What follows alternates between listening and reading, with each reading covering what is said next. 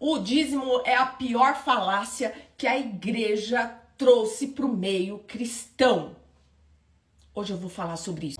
Mas bora lá. Em primeiro lugar, quando foi que eu decidi pesquisar sobre o dízimo? Quando uma pergunta me veio na mente. Eu não sei se você sabe, mas toda a questão religiosa, toda a doutrina religiosa, ela é baseada onde? No Novo Testamento e nas cartas dos discípulos às igrejas. É ela que rege a maioria das doutrinas de igrejas sérias no Brasil e no mundo. E aí eu me perguntei, se as cartas regem as igrejas, por que nenhum apóstolo nunca falou de dízimo em nenhuma carta?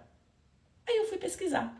Por quê? Porque sim, eu fui dizimista fiel por 43 anos.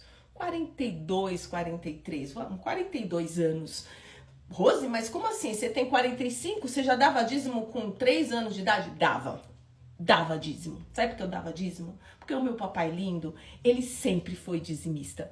E ele me levou para a igreja com 3 anos. E ele, claro, ele queria me ensinar aquilo que ele acreditava. E o que ele fez? Pegar água do café.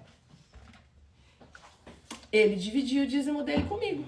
Então é claro que eu tinha o meu envelope de papel pardo com o meu nome e todos os meses completos. E eu não me lembro de ter, tanto do meu pai quanto o meu, eu não me lembro de ter ficado um único mês em todos esses anos sem entregar dízimo. Depois eu comecei a trabalhar, e aí quando eu não trabalhava, eu entregava daquilo que eu ganhava. Então eu era a pessoa mais fiel que você pode imaginar em relação ao dízimo. Porém, em contrapartida, eu nunca fui uma pessoa abastada. Eu nunca fui uma pessoa próspera. Eu nunca tive meus celeiros, os meus armários todos cheios. Nunca faltou comida na minha mesa, graças a Deus. Eu não me lembro de ter comido arroz porque não tinha uma mistura. Não sei se meus pais chegaram a deixar de comer para dar pra gente. Mas eu não me lembro de ter passado por isso. Mas me lembro sim de ter vivido uma fase da minha vida em que eu morava em um quarto com 5 pessoas, onde eu dormia numa beliche com os meus irmãos e meus pais dormiam numa cama em frente. Então, ou seja, nós realmente tínhamos uma vida bastante apertada, certo?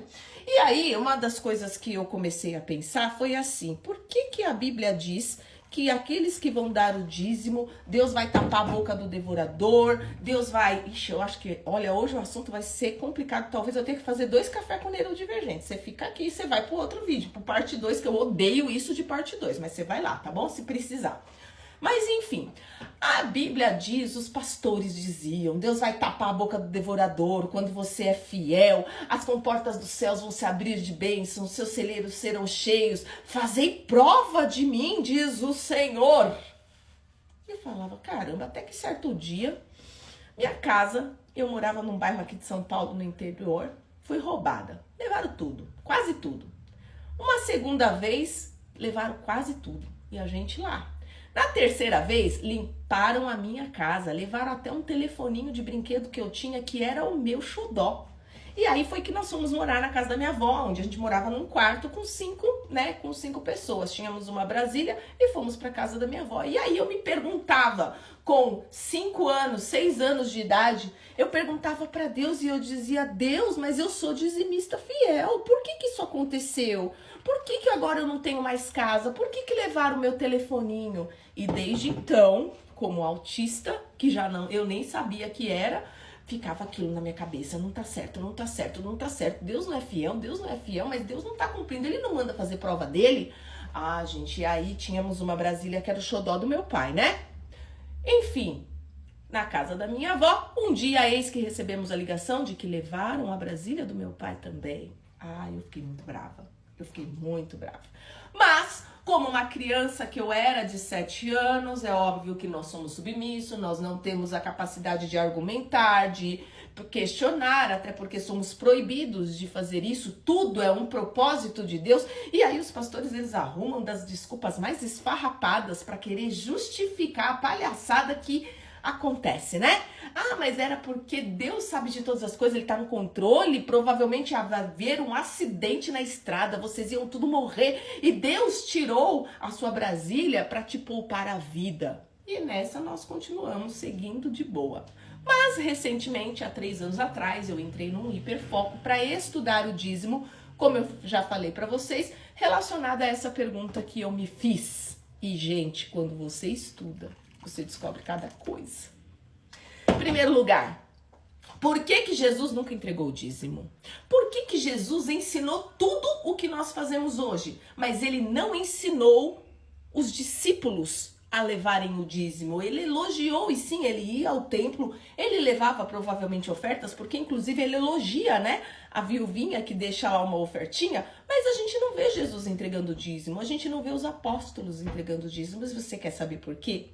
Porque de acordo com as leis judaicas, e isso está lá em Levíticos, as pessoas que eram responsáveis por dar dízimos eram só aquelas que tinham terras nas terras prometidas, que eram as 12 tribos, ou seja, apenas donos latifundiários, donos de gados, donos de plantações. Só essas pessoas eram responsáveis por tirar 10% daquilo que eles produziam e levar aonde? Ao templo. Segura essa, ao templo de Salomão, aonde era para quê? Para sustentar as viúvas pobres, os órfãos, era para isso, né? Então, discípulo não tinha terra. Pedro era pescador, como é que você ia dar dízimo de peixe? Não tem como. Mateus era cobrador de impostos, como que ele ia dar dízimo de dinheiro? Nunca foi. Ah, mas naquela época não tinha dinheiro. Para que tinha. Não me vem dar de louco, não. Lá José já tinha sido vendido por 12 moedas de prata. Para com isso, tá? Tinha dinheiro sim, só que dinheiro não era aceito. Não era. E eu te provo que não era aceito. Se você for lá em Números, depois eu posso falar para você se você quiser, você vai ver que até as pessoas que moravam muito longe do templo, a Bíblia diz que elas tinham que vender as coisas que elas tinham lá para não estragar durante a viagem, e quando elas chegavam, elas compravam tudo de novo para entregar de dízimo. Por isso que tinha aquele monte de mercador lá no templo vendendo um monte de coisa, tá? Então, tinha dinheiro sim, e dinheiro nunca foi aceito como dízimo. Tá? Então, o que acontecia? Discípulo não dava dízimo, Jesus não precisou dar dízimo porque era marceneiro, Maria não dava dízimo, José não dava dízimo, ninguém dava dízimo. As únicas pessoas que eram obrigadas a dar dízimos eram donos de fazendas, pomares e tudo mais. Enfim, tá? Jesus nunca deu dízimo. Por que você quer dar? Por que estão te obrigando a dar? Ah, por quê? Porque é óbvio que depois que Jesus morreu e ressuscitou, houve lá a igreja primitiva, que também não falava de dízimo. A igreja primitiva nunca falou de dízimo. Eles falavam de ofertas voluntárias, de ofertas que eles queriam dar voluntariamente, não era obrigatório, até porque no ano 70 o templo foi desmoronado. E o dízimo era para quê? Para sustentar o templo. Se não tem templo, não precisa de sustento. Inclusive, o sustento do templo, se você quer saber, era dado, nem era pelo dízimo, tá?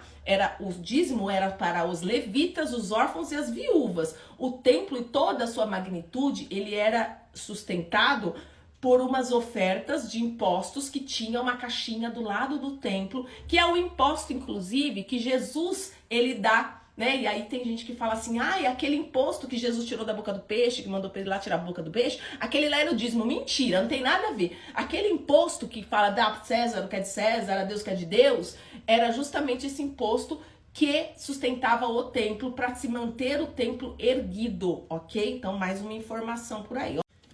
Então, eu vou te provar que o dízimo, na verdade, é algo feito pela igreja para que você possa dar dinheiro. É isso, né? Você vai ser ladrão se você não der, você vai ser roubando a Deus, e ladrão não vai para o céu, vai para o inferno, então toma cuidado. Você precisa dar o dízimo, senão você está roubando a Deus. Quantas vezes na minha vida eu, com medo de estar roubando a Deus e de ir pro inferno por conta disso, sabe o que eu fazia? Eu pegava o dízimo e eu colocava um dinheiro a mais. Eu colocava 10% em cima do 10%. Fazia que nem Jó. Lembra que Jó fala, a Bíblia fala que Jó fazia sacrifício pelos filhos, caso eles tivessem pecado? Eu fazia isso. Eu pegava 10%, dava 10% em cima dos 10% para poder garantir que eu não estava faltando com nada. A gente está falando sobre isso no Café com Neurodivergente do dia de hoje. Aqui é uma continuação, eu vou deixar na legenda para você ir para a parte 1 para você entender todo o contexto, tá bom? Mas se você já tá vindo da parte 1, vamos continuar aqui. Enfim, chegou-se o tempo que o templo foi destruído, não se tinha mais para onde se levar dízimo, então não se entregava dízimo. E a igreja primitiva nunca pregou o dízimo. Quer café? Deu tempo de terminar. E aí, o que acontece? Surge-se então a linda, maravilhosa, querida igreja católica, né? O apóstolo Pedro lá fundou, dizem que o apóstolo Pedro fundou e foi, não foi, mas dizem que foi, deixa quieto que essa história para outro vídeo. E aí, a igreja católica pagava, tinha suas indulgências, né? Tinha que dar dinheiro para ir pro céu, comprar um pedaço do céu, e daqui a pouco as indulgências caíam, e aí de repente o templo lá de Pedro já estava caído, já não estava mais conseguindo se sustentar. O que eles lembraram? O dízimo da lei judaica. Caraca! Por que a gente não traz ele para cá para poder ajudar a gente, né, a sustentar a igreja? E aí, lá pro ano 500, sabe, século V, eles começaram lentamente a introduzir isso. Antes, durante 500 anos, nunca foi pregado dízimo pela igreja cristã primitiva. Mas aí eles começaram a introduzir isso. E levou-se um tempo, tá? Levou-se um tempo. Foram vários concílios. A gente teve concílio de Macon, concílio de Mainz. Aí, lá pro Carlos Magno, lá pro século VIII, foi instituído religiosamente como lei o dízimo. E ai de quem não desse. Ah, mas quem não desse ia pro inferno direto. Não passava nem pelo purgatório. Entende? E aí foi se trazendo isso pra cá. E aí, é engraçado, porque crente é uma beleza, né? A gente faz uma mistura, uma salada que vira um Caesar, salada Caesar, de Velho Testamento com Novo Testamento. Tem coisa que eu pego do Velho, que trago para o dia de hoje, que tem coisa que eu não trago, mas tem coisa quando me convém eu trago. É sempre assim, ok? Só que o que acontece? A famosa tradução que não funciona. Pra quê que eu vou interpretar um texto contextual da maneira correta para explicar? Não, é mais fácil eu falar que Deus vai tampar a boca do devorador. O devorador é o diabo, é aquele que consome as suas finanças. Você acha mesmo que eu vou explicar que o devorador escrito em Levítico era um nome de um dos grilos que era uma peste durante as plantações? Pra que eu vou explicar isso? Que tinha o migrador, o lavrador lá e o devorador? E que quando Deus falou que ele ia tapar a boca do devorador, ele estava falando de um grilo. Para que as plantações, para que o pomar, para que realmente fosse frutificado e desse belas colheitas. E também é mais fácil eu dizer que eu vou abrir as comportas dos céus e vou derramar bênção sobre você e você vai ser próspero, você não vai ter falta, você vai pagar suas dívidas, porque as comportas estarão abertas, chuvas de bênção sobre você. É muito mais fácil eu falar isso do que eu dizer que as comportas do céu significava chuva no tempo certo. Eram as chuvas primórdias, eu acho que é isso, é primórdias, né? Que Deus está prometendo mandar no tempo certo. Para quê? Para que as plantações colham e os animais tenham alimento? Não! As comportas dos céus representam bênção sobre a sua vida quando você entrega o dízimo. Exatamente. Ah, mas e aí fazei prova de mim? Por quê? Porque naquela época, meu Deus do céu, as pessoas faziam sacrifício, as pessoas tinham que fazer e Deus, ele respondia de acordo com a lei. Como diz um amigo lá da rede, a lei! Então, quando é uma lei, você podia fazer prova e funcionava. Só que agora no Novo Testamento, e mais uma vez, queridos ateus, eu não estou falando com vocês, ok? Não estou falando com vocês, mantenha aí a calma, sossega, que eu estou falando com cristão. E nem é com crente, é com cristão, ok? Seja católico, seja crente, porque a igreja católica dá dízimo, tá, gente? Essa historinha de que a igreja católica não cobra dízimo é mentira, inclusive foi instituída por ela, tá bom? Então, é isso. Sabe o que acontece? É muito mais fácil a gente falar assim, olha, o dízimo, ele precisa ser dado, porque senão olha, Deus... Cara, você vai pro inferno fazer prova de Deus, porque lá tá escrito que se você não entrega o dízimo, você é ladrão, e ladrão não vai pro céu. É muito mais fazer isso, né? Do que dizer que Jesus Cristo, quando morreu na cruz, ele já fez todo o sacrifício, você não precisa mais fazer nada. Você só precisa aceitar ou reconhecê-lo como seu Senhor, você só precisa ser bom e amar ao próximo e a Deus.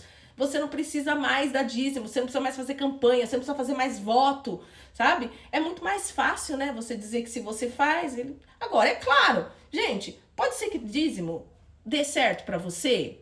Pode. Sabe por quê? Porque você acredita. E aí, você acredita, aí já não é mais o dízimo, aí já é a sua fé. Você acredita piamente. Por que nunca funcionou pra mim? Porque eu já tinha essas desconfianças, eu não tinha fé nisso.